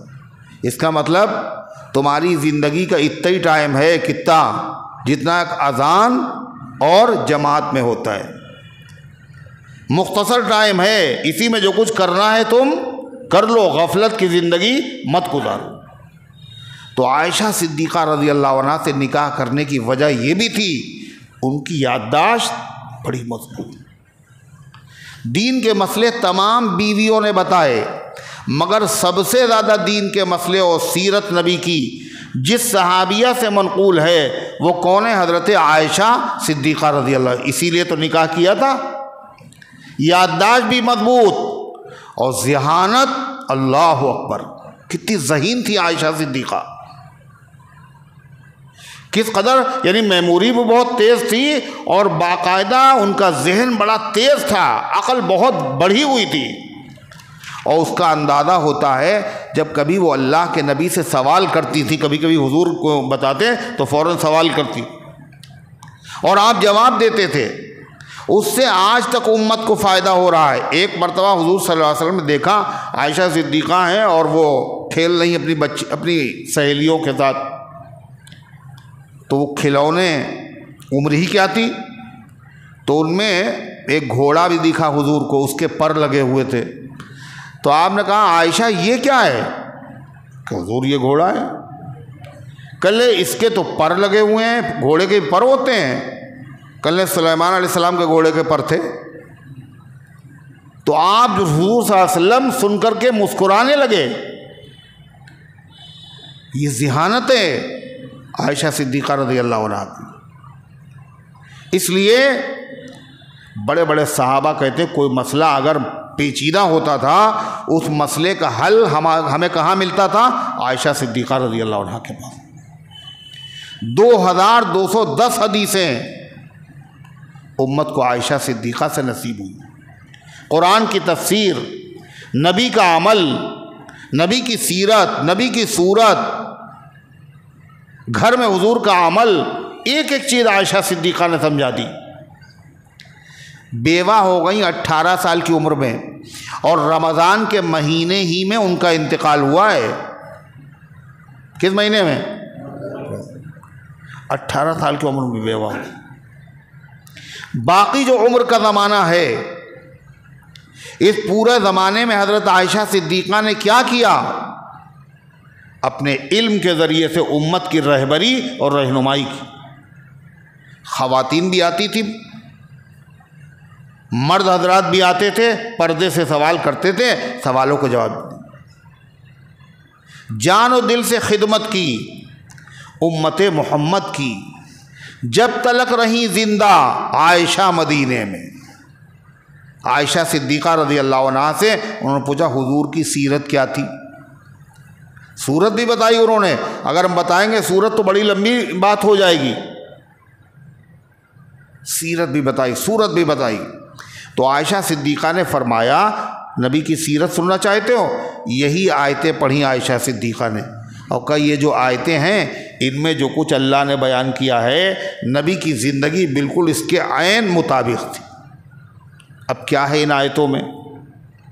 اس میں 7 صفتیں بیان کی گئی۔ مومن، کامیاب مومن کون ہے؟ اس کے لیے 7 باتوں کی ضرورت ہے۔ اگر وہ 7 باتیں ہمارے اندر ہیں تو اللہ کا شکر ادا کیجیے، نہیں ہیں تو پھر کیا کریں؟ پیدا کرنے کی کوشش کریں۔ سب سے پہلی چیز، قد افلح المؤمنون الذین هم فی صلاتهم خاشعون، کامیاب ہو گئے وہ ایمان والے جو اپنی نمازوں میں خشوع اختیار کرتے ہیں۔ خشوع کا مطلب پینٹنگ، فنیشنگ۔ ہاں، فنیشنگ پہلے ہوتی ہے یا پہلے اسٹرکچر کھڑا کیا جاتا ہے؟ بولو۔ لہذا خالی نماز کافی نہیں، نماز تو ایک بلڈنگ ہے، وہ تو اسٹرکچر ہے۔ اس بلڈنگ میں فنیشنگ کیسے ہوگی؟ خشوع کے ذریعے سے۔ ایمان والوں کی کامیابی کے لیے نماز پہلی سیڑھی ہے، پہلا زینہ ہے۔ خالی نماز نہیں، وہ نماز جو فنیشنگ کے ساتھ ہو، نماز میں فنیشنگ کیسے پیدا ہوتی ہے؟ خشوع کے ذریعے۔ یہ خشوع کیا چیز ہوتی ہے؟ خضوع کے معنی ہیں جسم کو خدا کے آگے جھکانا، یعنی نماز میں جسم سنت کے مطابق رکھنا، جہاں نگاہ ہونا چاہیے وہاں نگاہ، انگلیاں بند رہیں یا کھلی، سجدے میں آدمی کا کہ ران پیٹ سے الگ رہے یا ملی الگ رہے، یہ ہتھیلیاں یہ کوہنیاں زمین سے لگی رہیں یا زمین سے اٹھی رہیں، ہے نا؟ اور یہ دونوں بازو جو ہیں یہ اپنی سائٹوں سے ملے رہیں یا الگ رہیں؟ الگ رہیں۔ یہ کیا؟ یہ سنت ہے۔ ایسے جسم رکھو، جب کھڑے ہوں نیت باندھنے کے لیے تو تھوڑا سا سر جھکا لیں، ہے نا؟ آنکھیں بند کر لیں، ایسے نماز پڑھیں، سر سیدھا رہے لیکن نگاہیں سجدے کی جگہ پہ ہوں۔ بہت سے لوگ ایسے کر بھی لیتے، سر ہی جھکا لیتے، یہ خشوع نہیں ہے۔ آنکھیں بند کر لیتے کچھ لوگ، خشوع نہیں۔ تو خضوع کے معنی جسم کو جھکا دینا، یعنی سنت کے مطابق نماز پڑھنا۔ سنت کے مطابق جسم جھکانے کا مطلب یعنی جب نماز پڑھنے کھڑے ہوں تو اس کے بعد بار بار کان میں کھجلائیں، ہے نا؟ بار بار ناک میں انگلی ڈالیں، بار بار کپڑے صحیح کریں، بار بار ادھر ادھر دیکھیں۔ یہ کیا ہے؟ یہ سنت کے مطابق نماز ہے؟ یہ مکروہ ہے۔ اگر آپ گورنر ہاؤس جائیں، گورنر صاحب بلائیں آپ کو، آپ گئے ان کے وہاں، تو جیسے ہی وہاں گئے تو گورنر صاحب سامنے آپ ہیں موجود، آپ ادھر نہیں دیکھ رہے ہیں، آپ ادھر دیکھ رہے ہیں، کیاری یہاں پہ رکھی، یہاں پہ پھول ہے، یہاں پہ کیا ہے، لائٹ بڑی اچھی ہے، ادھر ادھر چکر مکر کریں گے تو کیا ہوگا؟ نکالو یہاں سے۔ یہ بے ادب ہے۔ تو نماز میں ادھر ادھر کیسے جا رہے ہیں آپ؟ یہ جاتے ہی گورنر کے سامنے کان میں انگلی ڈال دیں اپنے اور ناک میں انگلی، اور پھر دیکھنے لگے ناک سے نکالا انگلی کو، کیا لگا اس میں، تو کیا ہوگا؟ وہاں نکال کے باہر گئے گا، کیا ہے بیوقوف آدمی آ گیا، آداب سے ناواقف۔ دنیا کے بادشاہوں کے وہاں جانے کے آداب ہیں، یا پھر آپ گئے گورنر یا بادشاہ کے ہوں، جیسے ہی گئے تو مار منہ پھیلا دیا آپ نے، سستی کی وجہ سے جمائی لی آپ نے، تو کیا ہوگا؟ بڑی قدر کی جائے گی۔ جاہل ہے، بالکل بے ڈنگا ہے۔ اور نماز میں کتنے جمائی لیتے ہیں بولو، اور کتنے کان کھجلاتے ہیں، اور کتنے کپڑے صحیح کرتے ہیں، یہ سب کیا ہے؟ یہ خلاف سنت نماز ہے، سنت کے مطابق۔ یہ ہے خضوع۔ خشوع کیا ہے؟ خشوع کیا ہے؟ نماز میں اللہ کے علاوہ کا خیال جان بوجھ کے نہ لائیں۔ اور سے سنو جو ہم بتا رہے ہیں، ایک خود سے خیال آ گیا، ہم چاہتے نہیں تھے اور آیا، ختم ہو گیا۔ ایک ہے باقاعدہ سوچ رہے ہیں اللہ کے علاوہ نماز میں کسی اور کے بارے میں، یہ منع ہے، یہ منع ہے۔ خشوع کہتے ہیں کسی کی عظمت کی وجہ سے، جلال کی وجہ سے ڈر جانا اور بالکل تواضع اور عاجزی سے کھڑا ہو جانا۔ جب دیکھتا ہے مزدور کہ مالک جو کام کراتا ہے وہ دیکھ رہا ہے تو اس وقت بیٹھ کے بیڑیاں پیتا ہے نا، ہے اسی وقت پیتا ہے بیڑیاں، ارے رائٹ ٹائم کام کر رہا ہے، اللہ دیکھ رہا ہے، اللہ سن رہا ہے، ہم سبحان ربی العظیم سبحان ربی الاعلیٰ کہہ رہے ہیں، ہم قرآن پڑھ رہے ہیں، تو سنبھال کے۔ خشوع، جو اپنی نمازوں میں خشوع اختیار کرتے وہ کامیاب ہو گئے۔ پہلی چیز خشوع ہے۔ اللہ کے نبی نے کہا قیامت سے پہلے جو چیز میری امت سے اٹھائی جائے گی سب سے پہلے، اس کا نام خشوع ہے۔ پوری مسجد بھری ہوگی مگر خشوع نہیں ہوگا، دماغ سب کہیں گھوم رہا ہے، نخاس میں، امین آباد میں 4 رکعت پڑھ رہے، جب تک نماز میں نہیں تھے ہوش میں تھے، اور جیسے امام نے کہا اللہ اکبر اور نیت باندھی، اب دماغ ادھر ادھر جا رہا بتائیے. اور اس کے بعد یہ ادھر ہی ادھر رہے گا, اپنے ٹھکانے پہ نہیں آئے گا. جیسے کہا السلام علیکم ورحمۃ اللہ, اب ہوش میں آ گئے. ارے ہے یہی ہماری نماز کی حالت نہیں. وہ آئے بدم میں, اتنا تو میر نے دیکھا. وہ آئے بدم میں, اتنا تو میر نے دیکھا. اس کے بعد چراغوں میں روشنی نہ رہی. جب تک اللہ اکبر نہیں کہا تھا ہوش میں تھے, اور جیسے اللہ اکبر کی نیت باندھی بے ہوش ہو گئے. اب ہوش کب آئے گا؟ سلام پھیرا. کون سی سورت پڑھی امام صاحب نے کچھ پتہ ہی نہیں. اللہ ہم سب کو معاف فرمائے. یہ ہماری نمازیں ہیں, اللہ قبول فرما لے, اللہ ان پہ سزا نہ دے تو بڑی بات ہے. اللہ فرما صحابہ کی نمازیں تھیں. کیسی نمازیں؟ اللہ, مسجد نہیں ہے نا, میدان جنگ. اور اتنی جنگیں ہوئیں, ان جنگوں میں بھی صحابہ نے نماز جماعت سے پڑھی. تیر برس رہے, تلواریں چل رہی, مگر نماز. نہ مسجد میں نہ بیت اللہ کی دیواروں کے سائے میں نماز عشق ادا ہوتی ہے تلواروں کے سائے میں. اور آج صحابہ کی یاد تازہ کر دی فلسطین کے مظلوم مسلمانوں نے. کیسے؟ کھانے کو نہیں 6 مہینے ہو گئے, پینے کو نہیں ہے. اس حالت میں رمضان آیا ہے تو ایسے ہی روزہ رکھیں گے, اسی حالت میں مر جائیں گے. 500 مسجدیں شہید کر دی گئیں. رمضان کا مہینہ آیا, تراویح بھی پڑھیں, دن میں لڑیں گے بھی اور تراویح کی نماز بھی پڑھیں گے. اور کھانے کو بھی نہیں ہے, اور بمباریاں ہو رہی ہیں. کھلے آسمان کے نیچے وہ تراویح کی نماز پڑھ رہے ہیں. ان کو پتہ ہے ہو سکتا ہے تراویح پڑھیں تو بمباری ہو جائے, تو کیا مسئلہ ہے, نیت بندی ہوگی, اللہ کے دربار میں پہنچ جائیں گے. اسی حالت میں شہادت آ جائے گی. یہ ہیں نمازیں. ایک ہماری نمازیں ہیں, اللہ نے خوب موقع دیا ہے, کوئی ٹینشن نہیں ہے, اور اس کے باوجود جیسے قرآن مکمل ہوا اور مسجدیں ہم نے چھوڑ دی, اور جا کے نخاس دکانوں میں بیٹھ گئے. جا کر کسی نے پوچھا تراویح کل پڑھ چکے ہیں 5 پارے اور 2 پارے اور 3 پارے. اس کا مطلب اللہ کے لیے تھوڑی نہ پڑھی تھی, اسی لیے پڑھی تھی. اللہ ہم سب کے حال پہ رحم فرمائے. نماز اگر اچھی ہو گئی تو پورا دین اچھا ہوگا, نماز ہی خراب ہے تو دین کیسے اچھا ہوگا؟ دوسری بات کیا بتائی؟ والذین هم عن اللغو معرضون. کامیاب ایمان والوں کی دوسری پہچان, وہ لوگ کوئی فضول بیکار کام بیکار بات نہیں کرتے. بیکار کام بیکار بات کا مطلب جس میں نہ دنیا کا فائدہ ہو نہ دین کا فائدہ ہو. گناہ نہیں, گناہ تو کرتے ہی نہیں ہیں. ایسا کام بھی نہیں کرتا ہے کامیاب ایمان والا جس میں نہ دنیا کا فائدہ ہو نہ دین کا فائدہ ہو. کہتے ہیں یہ بھی فضول ہے, زندگی ہماری زیادہ قیمتی ہے, اس میں جب کوئی فائدہ ہی نہیں تو بیکار. جیسے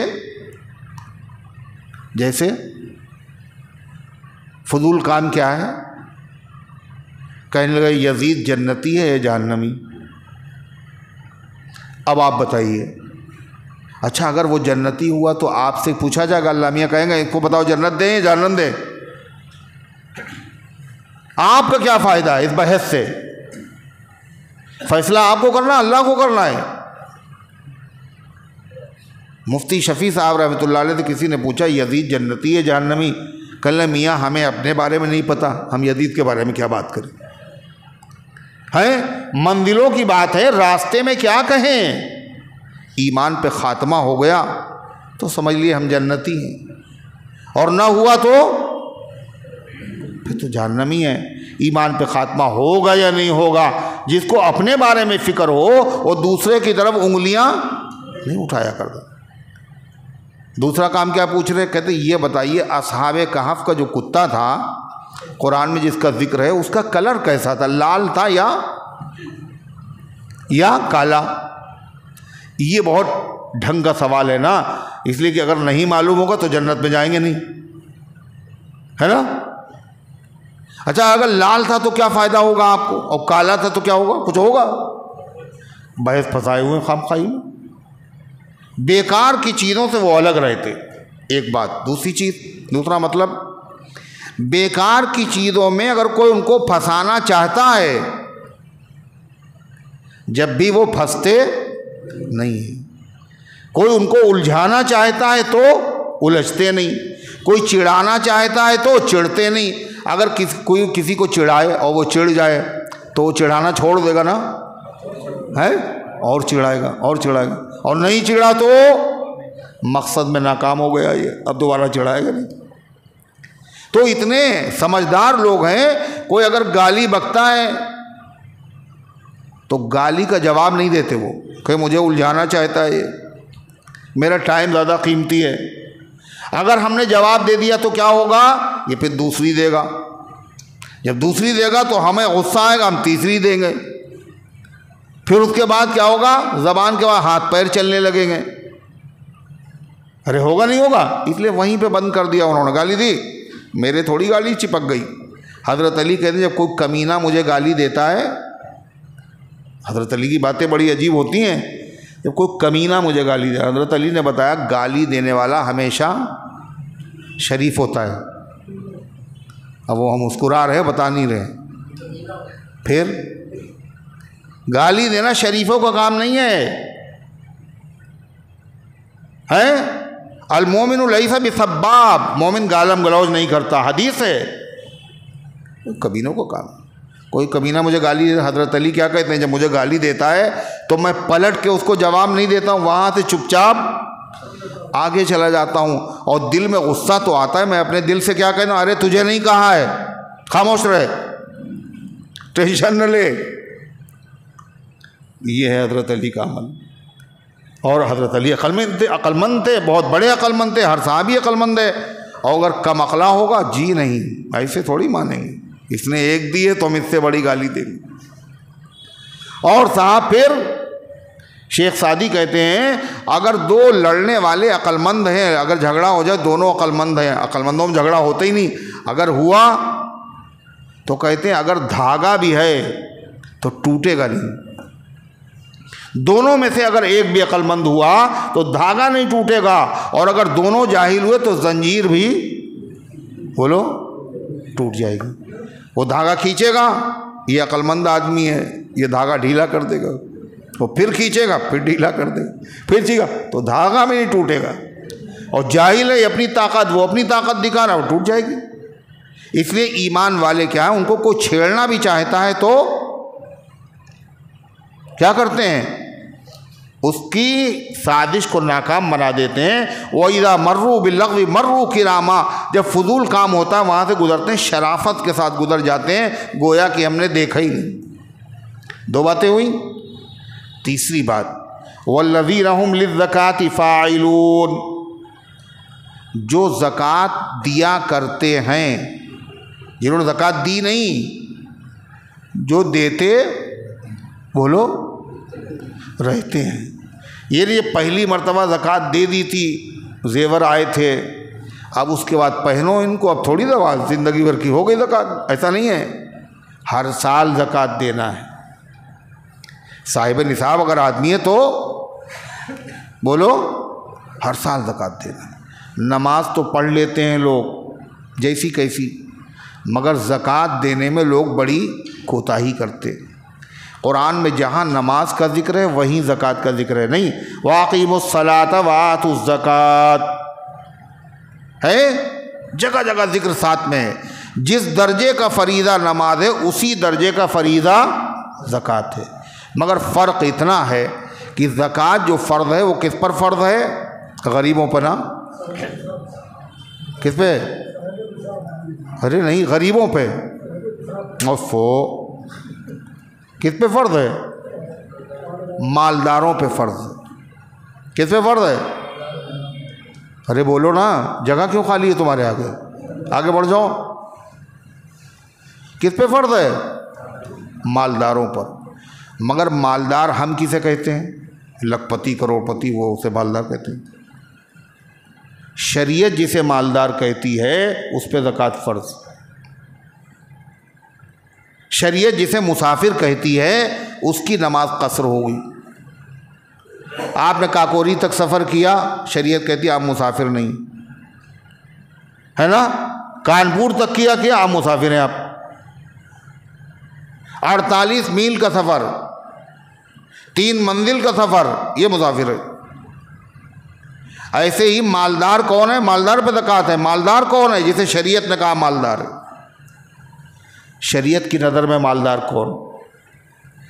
جو آدمی 52.5 تولہ چاندی کا یا اتنے سونے کا، جس میں 52.5 تولہ چاندی آ جاتی، اتنے سونے کا یا اتنے کیش پیسے کا، یا کسی ایسی چیز کا مالک ہے جس کو بیچنا چاہتا ہے، جس کی قیمت کم سے کم 52.5 تولہ چاندی کے برابر ہے۔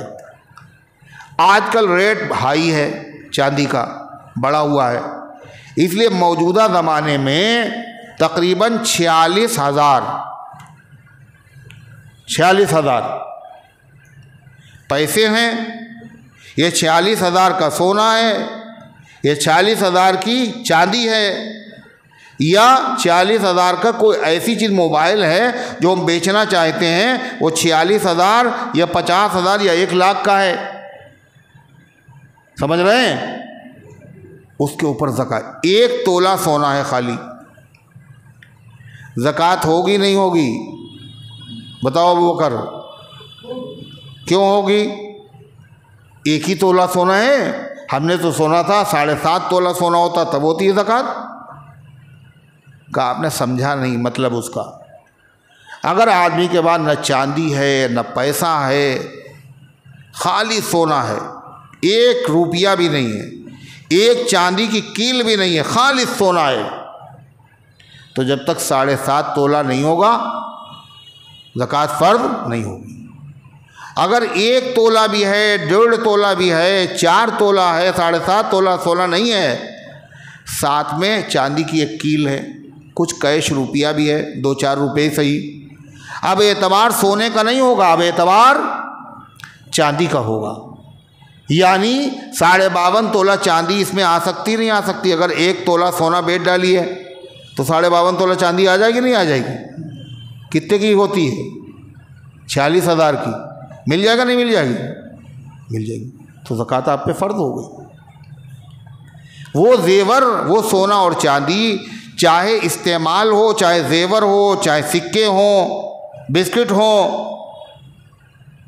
چاہے وہ پہنے ہوئے ہوں، زکوٰۃ ہر ایک پر ہے۔ جو غیر مقلد ہیں ان لوگوں کا کام کیا ہے؟ سہولت پیدا کرنا، یعنی 20 رکعت کے بجائے کتنی پڑھ لو؟ 8 پڑھ لو، ہے نا؟ 3 طلاق کے بعد بھی بیوی رہے گی، اس میں سہولت ہے یہ پریشانی ہے؟ بتائیے، سہولت ہے۔ ننگے سر نماز پڑھ لو، ننگے سر نماز پڑھ لو، کیا ہے؟ سہولت ہے۔ ایسے ہی ان لوگوں کا حال کیا ہے کہ ان لوگوں نے کیا کیا؟ کہتے ہیں جس زیور کی جو استعمال ہو رہا ہے زیور، اس کی زکوٰۃ نہیں۔ حالانکہ حدیث میں ہے کہ نبی کریم صلی اللہ علیہ وسلم کے پاس ایک خاتون آئیں اور ان کے ہاتھ میں ایک لڑکی بھی ساتھ میں تھی، 2 موٹے موٹے کنگن تھے، اور وہ ظاہر ہاتھ میں پہنے ہوئے تھیں، وہ ان کا زکوٰۃ دیتی ہو؟ ان کا نہیں۔ کیا تمہیں یہ گوارا ہے کہ ان کی جگہ پر قیامت کے دن آگ کے کنگن پہنائے جائیں؟ نہیں۔ پھر انہوں نے صدقہ ہی کر دیے۔ وہ معلوم یہ ہوا چاہے استعمال ہو چاہے استعمال نہ ہو، زکوٰۃ کتنی چیزوں پر فرض ہوتی ہے یہ سمجھو، 4 چیزوں پر صرف۔ کون کون؟ سونا، چاندی، کیش، چاہے جیب میں ہو، چاہے گھر میں ہو، چاہے بینک میں ہو، چاہے کسی آدمی کو آپ نے قرضہ دیا ہو، تو کیش روپیہ ہے اس پہ زکوٰۃ ہوگی۔ کئی چیزیں ہوئی؟ 3۔ چوتھی چیز سامان تجارت۔ سامان تجارت کو لوگ سمجھتے نہیں۔ سامان تجارت کا مطلب کیا ہوتا ہے؟ یعنی کوئی دکان کھولی ہو، ہم نے کچھ بیچتے ہوں، کہتے نہیں۔ سامان تجارت کا مطلب یہ ہے ہر وہ چیز جو آپ نے بیچنے کے لیے خریدی، جب خریدی تھی تو نیت کیا تھی؟ اچھے پیسے ملیں گے تو بیچ ڈالیں گے، پلاٹ ہے، مکان ہے، دکان ہے، موبائل ہے، گاڑی ہے، بیچتے وقت خریدتے وقت نیت تھی اس کو بیچیں گے، یہ سامان تجارت ہے، نیت تھی پلاٹ خریدتے وقت بیچیں گے، اچھے پیسے ملیں گے، بعد میں نیت بدل گئی، اب رہیں گے، تو اب اس پر زکوٰۃ ہوگی نہیں ہوگی؟ نہیں ہوگی۔ اب اس لیے نیت خریدتے وقت تو تھی بیچنے کی، لیکن بعد میں یہ نیت آپ کی بدل گئی، اب رہنے کا آپ نے ارادہ کر لیا، اب زکوٰۃ نہیں سمجھ پا رہی۔ جو چیز آپ نے خریدی بیچنے کے لیے، آپ پرانی گاڑی خریدی، آپ نے اس کو ڈینٹ پینٹ کیا اور اس کے بعد بڑھا کے بیچ دیا، تو اس گاڑی پر زکوٰۃ ہے، یہ استعمال کے لیے نہیں ہے، یہ بیچنے کے لیے ہے۔ موبائل خریدا آپ نے اور کہاں اچھے پیسے ملیں گے تو بیچ ڈالیں گے، اب اس کی مالیت ہے 60,000 70,000، تو اس پہ زکوٰۃ ہے، نہیں سمجھ میں اب بات آ رہی۔ اور اگر کوئی چیز بیچنے کے لیے نہیں ہے تو اس پہ زکوٰۃ نہیں۔ جیسے آپ نے ایک بہت بڑا مکان خریدا اور اس میں 50 دکانیں ہیں، مارکیٹ پوری، یہ آپ نے کاہے کے لیے خریدا تھا؟ پلاٹ مارکیٹ بنائیں گے یا دکان کرائے پہ اٹھائیں گے، تو اس پورے پلاٹ کے اوپر زکوٰۃ نہیں واجب ہے۔ کیوں نہیں واجب ہے؟ یہ آپ نے بیچنے کے لیے، بولو، کاہے کے لیے خریدا تھا؟ مارکیٹ بنانے کے لیے خریدا تھا نا، مارکیٹ بن گئی۔ اب اس سے جو کرایہ آ رہا ہے، وہ کرایہ اگر آپ کے پاس باقی رہے تو اور کیش کے ساتھ ملا کر کے اس پہ زکوٰۃ دیجئے، اگر خرچ ہو گیا تو اس پر زکوٰۃ، کرائے پر بھی زکوٰۃ نہیں۔ کتنی آسان ہے شریعت۔ پلاٹینیم جو ہے یہ سونے سے سستا ہے مہنگا؟ زبیر، پلاٹینیم مہنگا ہے نا، مگر اس پہ زکوٰۃ نہیں۔ ہیرا اور موتی، بولو کتنا قیمتی ہے، سونے سے زیادہ، چاندی سے زیادہ، مگر اس پہ زکوٰۃ نہیں، بشرطے کی، اور اگر بیچنے کے لیے لیا ہے تو پھر ہر چیز پہ زکوٰۃ۔ مٹی بھی اگر بیچنے کے لیے، اس پہ بھی زکوٰۃ۔ نہیں سمجھ میں آئی بات؟ جو زیور ہیں عورتوں کے پاس، زیور کی زکوٰۃ، اب زکوٰۃ کون دے گا؟ جو زیور کا مالک ہے۔ کون دے گا؟ ارے شوہر مالک ہے یا بیوی؟ کون مالک ہے؟ کہتے یہ طے ہی نہیں کیا ہم نے کون مالک ہے، تو زکوٰۃ کس پہ ہوگی؟ مالک پہ ہوتی ہے زکوٰۃ۔ کون مالک ہے؟ کہنے کہ بیوی کہہ رہی ہے میاں مالک، اور میاں کہہ رہے ہیں بیوی مالک۔ اچھا آپ کہتے بیوی مالک ہے، تو اگر بیوی صاحبہ اپنا ہار جا کر کے اپنے میکے لے جائیں اور اپنی بہن کو دے دیں، تو آپ کچھ کہیں گے تو نہیں ان سے؟ بولو کچھ کہیں گے تو نہیں؟ ارے کہ یہ کیا کیا آپ نے کیوں دے دیا؟ کیا حق پہنچتا ہے آپ کو دینے کا؟ آپ میکے کیوں رکھائیں؟ اگر آپ نے مالک بنا دیا تھا تو مالک اپنی چیز میں جو چاہے کرے، یہ اعتراض کیوں کر رہے ہیں آپ؟ اچھا اگر طلاق ہو جائے، اللہ نہ کرے، اور جو زیور آپ نے دیے تھے اپنی بیوی کو، تو زیور آپ اسی کے پاس رہنے دیں گے نا؟ یہ تمہارے ہیں نا؟ ارے وہیں رکھے، وہیں اس کو دے دیے جاتے ہیں نا، اب بولتے ہی نہیں۔ بیوی کے بعد زیور تھے، شادی کی، آپ نے زیور چڑھائے، اس کے بعد آپ نے دی طلاق۔ اب جو زیور آپ نے اس کو دیے تھے، وہ زیور آپ واپس لیتے ہیں یا اسی کے پاس رہنے دیتے ہیں؟ کیوں واپس لے رہے ہیں آپ؟ جو آپ نے مالک بنایا تھا اس کو، اس کا مطلب آپ نے مالک نہیں بنایا تھا۔ زکوٰۃ مالک پہ ہے، پھر فیصلہ کیا؟ جو میکے سے زیور ملے اس کی مالک بیوی ہے، جو سسرال سے ملے اس کے مالک شوہر ہے، وہ پہننے کے لیے اس نے دیے ہیں۔ اگر مالک بنایا ہوتا تو اعتراض کیوں کرتا؟ لہذا مالک پہ زکوٰۃ ہے۔ اگر اچھا شوہر ہے وہ کہے کہ تم کہاں سے دو گے، لاؤ ہم ہی دے دیں، ہم ہی کھانے کا پینے کا اور ہم ہی تمہارے علاج کا انتظام کرتے ہیں، تو زکوٰۃ بھی دے دیں، قربانی بھی کر دیں۔ اچھا شوہر صاحب حیثیت بھی ہے، وہ دے رہا ہے، دیتے ہیں لوگ، مگر اس میں بھی بیوی کو بتانا ضروری ہے ہم تمہاری زکوٰۃ دے رہے ہیں، قربانی کر رہے ہیں تمہاری طرف سے، فطرہ دے رہے ہیں، بتانا ضروری، بغیر بتائے کریں گے زکوٰۃ ادا نہیں ہوگی۔ اور اگر شوہر صاحب ہے مگر دیتے نہیں، یہ شوہر کے بعد اتنا ہے ہی نہیں، بیچارہ غریب آدمی، تو بیوی زکوٰۃ بیوی مالک کہاں سے دے گی؟ کہا پیسوں سے دے، اگر پیسہ نہیں ہے تو اس کو بیچ کر دے، مگر زکوٰۃ دینا ہے۔ اگر 40 تولہ سونا ہے تو 1 تولہ سونا ہی دے دے، زکوٰۃ ہو جائے گی، ورنہ بیچ کے دے، دینا ضروری ہے۔ اگر نہیں دیا تو پھر کیا ہوگا؟ یہ بہت بڑا گناہ ہے، دنیا کے اندر بھی تباہی ہے، قبر کے اندر بھی عذاب کا ذریعہ ہے، اور آخرت میں بھی بولو عذاب کا ذریعہ ہے۔ حضور صلی اللہ علیہ وسلم نے دعا دی ہے، جو آدمی زکوٰۃ دے دے، اللہم آت منفقا خلفا، اے اللہ جو تیرے راستے میں خرچ کرے جہاں تو نے بتایا ہے اس کو نیک بدل عطا فرما، اور جو نہ خرچ کرے اے اللہ اس کے مال میں تباہی ڈال دے۔ سوچیے آپ، اس لیے جتنے بھی ایمان والے ہیں، ایمان والیاں ہیں، وہ زکوٰۃ کے فریضے کو ادا کرتے ہیں، اس کے بغیر کامیابی ہو نہیں سکتی۔ اور بہت سارے لوگ ایسے ہیں جو بیچارے جانتے ہی نہیں ہمارے اوپر زکوٰۃ فرض ہے نا، ناواقف ہیں۔ اور ایک بہت اہم بات، جو پڑھے لکھے لوگ اور دین کا کام کرنے والے لوگ، اور دین کا کام کرتے کرتے ان کی پوری زندگی گزر گئی،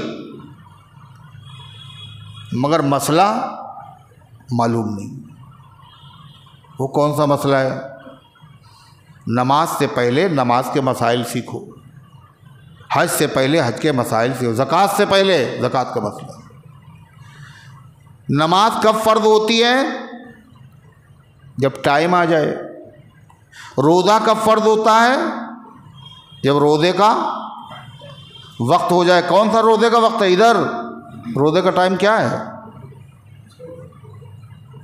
محرم نا؟ کیا ہے؟ اب بتا ہی نہیں۔ روزہ کب فرض ہوتا ہے؟ تو کاہے نہیں بول رہے ہو؟ روزے کا ٹائم رمضان۔ اچھا حج کب فرض ہوتا ہے؟ حج کے مہینے۔ زکوٰۃ کب فرض ہوتی ہے؟ کب ہوتی ہے؟ اب یہ دیکھیں، زکوٰۃ کا فرض، زکوٰۃ کا ٹائم ہی نہیں کوئی۔ رمضان میں لوگ زکوٰۃ دیتے ہیں، کہ ہر آدمی کی زکوٰۃ رمضانی میں فرض ہوتی ہے۔ ہر آدمی کی زکوٰۃ کے فرض ہونے کا ٹائم الگ الگ ہے، خوب سمجھ لو اچھی طرح سے۔ جس تاریخ میں آدمی پہلی مرتبہ صاحب نصاب ہوا، یعنی 46,000 کا جس تاریخ میں وہ مالک ہوا پہلی مرتبہ، اس تاریخ کو یاد رکھنا فرض ہے۔ کیا ہے؟ فرض۔ اگلے سال اسی تاریخ میں حساب کرنا فرض ہے۔ جتنا ملا، جتنا موجود ہے اس کی زکوٰۃ دے دے۔ وہ تاریخ کس کو یاد ہے ذرا بتانا؟ پہلی مرتبہ صاحب نصاب کب ہوئے تھے؟ کس کو یاد ہے ذرا بتاؤ یار؟ سب دینے والے زکوٰۃ ہیں نا ماشاءاللہ۔ پہلی مرتبہ کب مالک ہوئے تھے آپ؟ صاحب نصاب کب ہوئے تھے آپ؟ ارے زبیر سے پوچھ رہے ہم، کب ہوئے تھے؟ یاد ہے؟ 46,000 کے مالک پہلی مرتبہ کب ہوئے تھے؟ وہ تاریخی یاد نہیں۔ جب وہ تاریخ یاد نہیں، اسی میں زکوٰۃ کا حساب کرنا تھا آپ کو۔ محرم میں کوئی ہوتا ہے، کوئی ربیع الاول میں ہوتا ہے، اور زکوٰۃ کا حساب انگریزی مہینوں سے نہیں ہوگا، چاند کے مہینوں سے ہوگا۔ ہر ایک کا الگ الگ ہے۔ اس تاریخ کو بھلا دینا گناہ کبیرہ ہے، کسی کو یاد نہیں، زیادہ تر لوگوں کو یاد نہیں۔ اب کیا کریں؟ اللہ سے توبہ کریں، معافی مانگیں، کوئی پھر سے دماغ پہ زور ڈالیں اور یاد کریں۔ اگر نہ یاد آئے تو پھر کوئی تاریخ اپنی طرف سے مقرر کر لیں، ہر مرتبہ اسی تاریخ میں حساب کریں۔ اس سے کیا ہوگا؟ اگر اس تاریخ میں آپ نے حساب کیا، اس تاریخ سے ایک دن پہلے آپ کے پاس 1 کروڑ روپیہ اگر آ گیا تو اس روپیے پر بھی زکوٰۃ دینا ہوگی آپ کو۔ وہ تاریخ گزر گئی، اب آپ کے پاس 50 لاکھ روپیہ آیا تو اس روپیے کی زکوٰۃ آپ اس سال نہیں دیں گے بلکہ بولو اگلے سال دیں گے۔ یہ تاریخ کا مقرر کرنا ہر آدمی پر لازم ہے۔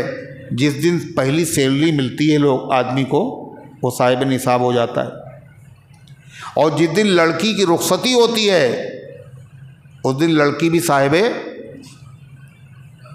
نصاب ہو جاتی۔ وہی تاریخ بنا لے، ہر سال اسی میں حساب کرنا ہے۔ اب زیور کی جو زکوٰۃ کر رہا ہے تو اصل سونے اور اصل چاندی پہ زکوٰۃ دینا ہے، اور کوئی زیور بغیر دھات کی ملاوٹ کے بن نہیں سکتا، اس کو کہتے ٹاکا۔ اس کو ہٹا کے تلوائیے اصل سونا، اصل جو چاندی ہے، اس کی جو موجودہ قیمت اس وقت بازار میں چل رہی ہے اس کے حساب سے زکوٰۃ دیجیے۔ بہت آسان ہے اور زیادہ نہیں ہے۔ کتنی ہے؟ 1000 میں 1000 میں 1000 میں تھوڑی 250، 1000 میں 25 روپے، اور 100 روپے میں 2.5 روپے۔ سب کچھ اللہ کا دیا ہوا ہے۔ اللہ کہہ رہا دیکھو 97.5 تم رکھو، تمہیں ضرورت زیادہ پڑتی ہے، ہمیں تم کتنے دے دو، اور ہے سب خدا کا۔ اور یہ 2.5 جو ہمیں دے رہے ہو یہ بھی ہمیں نہیں چاہیے۔ سب سے پہلے اپنے رشتہ داروں کو دیکھو۔ رشتہ دار جو غریب ہیں، ہر آدمی جانتا ہے رشتہ داروں کے بارے میں یہ زکوٰۃ کا مستحق ہے یا نہیں جانتا ہے۔ بچوں کی فیس نہیں ادا ہو پا رہی، راشن ان کے وہاں ادھار آ رہا ہے، ان کے وہاں کوئی کمانے والا نہیں ہے، تو سب سے پہلے انہی رشتہ داروں کو زکوٰۃ دے، میں ڈبل ثواب ہے۔ 40,000 اگر آپ نے زکوٰۃ دیے ہیں رشتہ داروں میں جو مستحق تھے تو 80,000 صدقہ کرنے کا ثواب ملے گا، ڈبل ثواب۔ ایک زکوٰۃ مصرف پہ جا رہی ہے اور دوسرے رشتہ داروں کے ساتھ اچھا سلوک کر رہے ہیں آپ۔ اور جب رشتہ داروں کے ساتھ اچھا سلوک ہوگا، ان کے بچوں کی فیس بھر دیں گے آپ راشن پہنچا دیں گے، آپ کپڑوں کا انتظام کر دیں گے، تو ایسے رشتہ دار آپ کو بہت برا بھلا کہیں گے نا، اور بد دعا کریں گے اللہ کرے یہ جلدی مر جائے، یہی کریں گے، تو دعا کریں گے اللہ ان کو سلامت رکھے۔ حدیث میں آتا ہے جو رشتہ داروں سے اچھا سلوک کرتا ہے اللہ اس کی عمر بھی لمبی کر دیتا ہے اور اللہ اس کی روزی بھی بڑھا دیتا ہے، ڈبل ثواب۔ دوسری چیز جہاں خرچ کرنا ڈبل ثواب ہے، 8 جگہ زکوٰۃ خرچ کر سکتے قرآن میں بتایا گیا، ان میں سے دوسرا مصرف جہاں ڈبل ثواب ہے وہ ہے دینی مدارس۔ اب مدرسے بھی کون، جیسے رشتہ داروں میں جو مستحق ہو اسی کو زکوٰۃ دینا، یہ نہیں کہ بیوہ ہیں ان کو ہم زکوٰۃ دے رہے ہیں تو بیوہ مگر ان کے پاس کتنا 1 کلو سونا رکھا ہوا ہے، بیوہ ہم دے رہے ہیں ان کو زکوٰۃ، ان کو خود زکوٰۃ فرض ہے۔ ایسے مدرسے میں ہے تو ڈبل ثواب، لیکن یہ بھی دیکھیے وہ مدرسہ زکوٰۃ کا مستحق ہے بھی یا نہیں۔ پتہ چلا 4 بچے لے لیے اور مسجد میں بیٹھ گئے اور ان کو پڑھا دیا، وہ گھر چلے گئے، نہ کھانے سے مطلب نہ پینے سے مطلب، اور رسید لے لی اور ٹہل لے مدرسہ کے چندہ دیجیے مجھے، تو یہاں زکوٰۃ نہیں لگے گی۔ انہی مدارس میں جہاں کھانے کا پینے کا دواؤں کا انتظام ہے مدرسے کی طرف سے، کہاں ہے اور کہاں نہیں ہے، جو باہر سے بیچارے مدرسے والے آ رہے ہیں ہم تو جانتے نہیں، اس لیے زکوٰۃ کا پیسہ نہ دے کر ان کو دوسرے نفلی صدقات دینا چاہیے۔ جن مدرسوں کے بارے میں آپ واقف ہیں، باقاعدہ شہر کے مدرسے ہیں، آپ جا کے تصدیق کر سکتے ہیں، وہاں جا کر کے آپ دیں تو ڈبل ثواب کیوں ملے گا؟ ایک تو زکوٰۃ مصرف پہ خرچ ہو رہی، دوسرے دین کی علم کی اشاعت کا ذریعہ بن رہا ہے آپ کا پیسہ، نہیں سمجھے؟ دین پھیلنے کا ذریعہ۔ اس لیے جو حافظ قرآن ہیں، جن کے پیچھے ہم لوگ تراویح پڑھتے، پوری دنیا تراویح پڑھتی ہے، یہ کون سے کھیت میں پیدا ہوتے ہیں؟ ارے یہ کہاں پیدا ہوتے ہیں؟ کون سی یونیورسٹی میں؟ مدرسوں میں پیدا ہوتے ہیں۔ حافظ، عالم، قاری، مفتی، قاضی، انہی سے پیدا، اور انہی کے ذریعے سے دین پھیلتا ہے۔ اگر کسی گاؤں میں ایک حافظ بھی نہ ہو تو سارے گاؤں کے لوگ گنہگار ہوں گے۔ ایک عالم نہ ہو، سارے لوگ گنہگار ہوں گے۔ یہ فرض کفایہ ہے۔ اور حکومتیں جانتی ہیں کہ مدارس ہی دین کے پھیلنے کا ذریعہ ہے، اس لیے آج ان کی نگاہیں جو ہیں وہ کاہے پہ ہیں؟ مدرسوں پہ ہیں اور مسجدوں پہ ہیں۔ 16,000 ایسے مدرسے جن کو سرکار گرانٹ دیتی تھی ایک دم سے بند، اور آگے کیا منصوبے ان کے ہیں آپ نہیں جانتے۔ اللہ بہت بڑا ہے، لیکن ہمیں سمجھنا چاہیے کہ دین انہی سے زندہ ہے، لہذا یہ زیادہ مستحق ہیں، ان کی مدد کرنا چاہیے۔ اور شہر میں ایسے بہت سے مدرسے ہیں، ندوۃ العلماء ہے، دارالمبلغین ہے، عرفانیہ ہے، مدر الاسلام ہے۔ آپ خود جا کے دیکھیے، 200 بچے ہمارے مدرسے دارالمبلغین میں پڑھتے، کھانے کا، پینے کا، دواؤں کا انتظام مدرسے کی طرف سے۔ اور یہ کیسے ہوتا ہے انتظام؟ اسی پیسے سے ہوتا ہے، زکوٰۃ سے، صدقات سے۔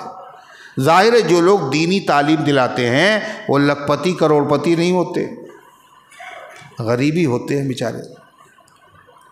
اس لیے مدارس میں دینا زیادہ ثواب ہے۔ تو آپ حضرات ان تمام مدارس میں تعاون فرمائیں، اور دعا کے بعد جو ہمارے مدرسے میں دینا چاہیں وہ دے کر کے رسید حاصل کر لیں، ابھی یا بعد میں جیسا بھی ہو۔ اللہ تعالیٰ ان گزارشات کو قبول فرمائے، عمل کرنے کی توفیق عطا فرمائے۔ کوئی سوال زکوٰۃ سے متعلق کرنا ہو تو پوچھ سکتے ہیں آپ لوگ، ورنہ پھر بعد میں پوچھ لیں، ذہن میں آیا ہی نہیں ہوگا کسی کے، ہے نا؟ ایک سوال خالی جواب بتا دیں، سارے رشتہ داروں کو زکوٰۃ دے سکتے ہیں آپ، مستحق ہوں اگر غریب ہوں، مگر 2 قسم کے رشتہ داروں کو نہیں دے سکتے۔ جن کو نہیں دے سکتے وہ تھوڑے ہیں، جن کو دے سکتے ہیں وہ بہت ہیں۔ شوہر بیوی کو نہیں دے سکتا اور بیوی شوہر کو نہیں دے سکتی۔ آدمی اپنی اولاد کو نہیں دے سکتا، بیٹا بیٹی، پوتا پوتی، نواسا نواسی، اور اپنے ماں باپ اور بڑوں کو نہیں دے سکتا، یعنی ماں باپ اور دادا دادی، نانا نانی، ان کو نہیں دے سکتے۔ 2 ہی رشتے تو ہوئے۔ اس کے علاوہ جتنے رشتہ دار ہیں اگر وہ غریب ہیں تو سب کو زکوٰۃ کا پیسہ دینا زیادہ افضل ہے۔ کون قریبی رشتہ دار، کون نہیں اب بچا؟ سگا بھائی، سگی بہنیں، خالہ، پھوپھی، ماموں ہیں، یہ سب ہیں نہیں رشتہ دار؟ چچا داد، پھوپھی داد، خالہ داد، یہ سارے کے سارے ہیں۔ یہ غریب ہیں تو یہ زیادہ مستحق ہے۔ ان کو زکوٰۃ کا پیسہ بتا کے دینا بھی ضروری نہیں، راشن دے دیں، کپڑے بنوا دیں، رمضان ہی میں دینا ضروری نہیں، بعد میں کسی گفٹ۔ بہت سے لوگ آتے ہیں کہتے ہیں وہ لڑکی کا ہماری جو ہے وہ شادی ہے، ہم غریب آدمی ہیں، زکوٰۃ دے دی ہے۔ جو ضروری چیز ہے شادی کے لیے ان میں زکوٰۃ کا پیسہ دے سکتے ہیں غریب کی، جو غیر ضروری رسمیں ہیں ان میں زکوٰۃ کا پیسہ اگر دیں گے تو ادا نہیں ہوگی زکوٰۃ۔ سمجھ لیجیے آپ، شادی تو مسجد سے بھی ہو سکتی ہے، مگر میرج ہال کہنے سارا انتظام ہو چکا ہے، میرج ہال، واقعی میرج ہال بھی کون سا والا، کہنے 2 لاکھ کرایہ ہے اس کا، اب زکوٰۃ کے پیسے تو بتائیے یہ سب کیا ہے؟ اللہ کے بندو غور کرو، زکوٰۃ پھینکنے کا حکم نہیں ہے، زکوٰۃ دینے کا حکم ہے۔ مستحق کو ملے گی تو ادا ہوگی، غیر مستحق کو ملے گی تو ادا نہیں ہوگی۔ اللہ ان گزارشات کو قبول فرمائے۔ اللہم صلی علی سیدنا وعلی آل سیدنا کما تحب و ترضی عدد ما تحب و ترضی اللہم انت السلام و منک السلام تبارکت یا ذا الجلال والاکرام۔ اے اللہ ہم سب کے گناہوں اور خطاؤں کو معاف فرما، ہم سب کی حاضری کو اپنی رحمت سے قبول فرما، ایمان کامل عطا فرما، اعمال صالحہ کی توفیق عطا فرما۔ دین اسلام کی سربلندی اور خدمت کے لیے اللہ ہم سب کو قبول فرما لے، سارے عالم میں ہدایت کی ہواؤں کو چلا دے، اپنے دین کی خدمت کے لیے ہم سب کو قبول فرما لے۔ اے اللہ دین کے جو لوگ دشمن ہیں اور سازشیں کر رہے ہیں، اے اللہ ان تمام لوگوں کی سازشوں کو ناکام فرما دے۔ اے اللہ دین کا بول بالا فرما، دین کے خدام کی حفاظت فرما۔ اے اللہ ہمارے ملک کی، ہمارے وطن کی، ہمارے شہر کی فرقہ پرستوں کی شرارت سے حفاظت فرما۔ اے اللہ کل عالم کے مظلوموں کی مدد فرما، خاص طور سے فلسطین کے مظلوم مسلمانوں کے حال پر رحم فرما، کرم فرما، نصرت اور حمایت کا فیصلہ نازل فرما۔ اے اللہ جو ظالم ظلم ڈھا رہے ہیں اور ساری دنیا انہیں ظالم کہہ رہی اور ظالم سمجھ رہی ہے، اے اللہ ظلم کی حدیں انہوں نے پار کر دی۔ اے مالک ظالم اور ان کے سپورٹر جو بھی ہیں اللہ ان سب کو عبرتناک سزا عطا فرما دے۔ اے اللہ ان پر قہر و غضب کی بجلیاں گرا دے۔ اے اللہ جو بیمار ہے شفا عطا فرما، جو حاجت مند ہے ان کی حاجتوں کو پورا فرما، جو غلط مقدمات میں ماخوذ ہیں عزت کے ساتھ رہائی نصیب فرما۔ اے اللہ تمام مسجد اقصیٰ کی، حرمین شریفین کی، تمام مسجدوں کی، تمام مدرسوں کی، تمام اسلامی مرکزوں کی حفاظت فرما۔ اے اللہ جو دنیا سے جا چکے ان سب کو معاف فرما۔ اے اللہ جن کا کاروبار خراب ہے ان کے کاروبار میں برکت عطا فرما۔ اے اللہ جن کو ملازمت کی تلاش ہے اچھی ملازمت عطا فرما۔ اے اللہ جو شادی شدہ ہیں مگر اولاد سے محروم ہیں ان کو نیک اور صالح اولاد عطا فرما۔ جنہوں نے دعاؤں کے لیے کہا یا لکھا یا ان کا ہم پر حق ہے یا وہ امید رکھتے ہیں مالک ان سب کے نیک مقاصد میں کامیابی نصیب فرما۔ جو دنیا سے جا چکے ان سب کو معاف فرما۔ ہم سب کو اسلام پر زندہ رکھ، ایمان پر موت دے، ایمان والوں کے ساتھ حشر فرما۔ آمین یا رب العالمین۔ وصلی اللہ علی النبی الکریم برحمتک یا ارحم الراحمین۔